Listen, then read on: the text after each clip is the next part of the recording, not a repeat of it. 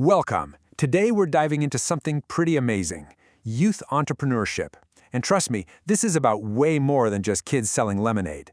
We're talking about building the skills for a successful, resilient life. So let me ask you a question. What if the very first step to building lifelong confidence was just designing a business card? I know, it sounds almost too simple, right? But that's the wild idea we're going to unpack today. Here's the journey we're going to take. We'll start with that first spark of an idea, then uncover all the powerful lessons hiding inside. We'll get real about the challenges, look at the support system that's absolutely critical, and wrap up with the ultimate goal, fostering an entrepreneurial mindset. All right, let's start at the beginning. Every massive company, every game-changing idea, it all started with just a little spark. And for young people, that spark often gets lit through something really simple: play. In fact, some awesome educational materials for kidpreneurs suggest that the best first step isn't some complicated business plan. Nope, it's something you can touch, something you can create. Designing your very first business card.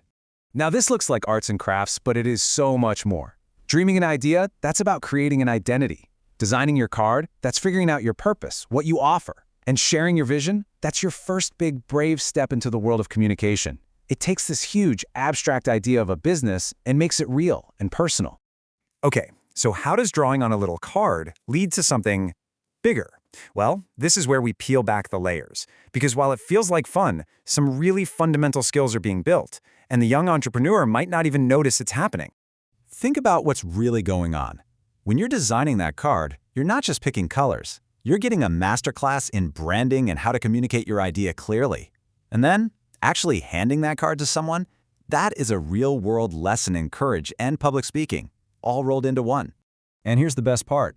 This stuff scales up, big time. Research shows that when kids get involved in entrepreneurship, they're not just playing around. They're building real financial literacy. They're sharpening their critical thinking skills. And they're developing confidence, adaptability, and maybe the most important one of all, resilience. The ability to get knocked down and get right back up. But let's be real. It's not all smooth sailing. As these young entrepreneurs get older and their ideas get bigger, the challenges get a lot more serious. The real world has some pretty significant hurdles. Research points to three big ones. First, getting money. I mean, it's hard for anyone to get a loan, right? Imagine trying to do it when you're 16. Second, mentorship. Finding experienced people who will take the time to guide you is tough. And finally, you've got the psychological hurdles. That feeling of self-doubt, the fear of failure. It can be absolutely crushing when you're just starting. So, if the obstacles are that huge, how does anyone make it? Well, nobody does it alone. The secret, the absolute key to getting past these roadblocks, is having a strong support system. And when you look at all the data, it points to one thing over and over again: the incredible role of family. Family can be that first investor, the most honest critic, and the emotional rock you need to keep going when you just want to quit. Actually, this is so important that researchers even have a name for it. They call it a substitute mechanism. Here's what that means. Let's say you live in a place where banks just don't like lending to new, risky ideas. Well, in that case, family support doesn't just help a little, it literally steps in and fills that gap. Your family becomes your incubator, your venture capital, and your #1 fan all in one. And that brings us to what I think is the most profound point of this whole thing. The journey, from that first business card all the way to tackling real-world problems. It's not really about the business at the end of the day. It's about what's being built inside the person. See, the real prize here isn't profit, it's the mindset.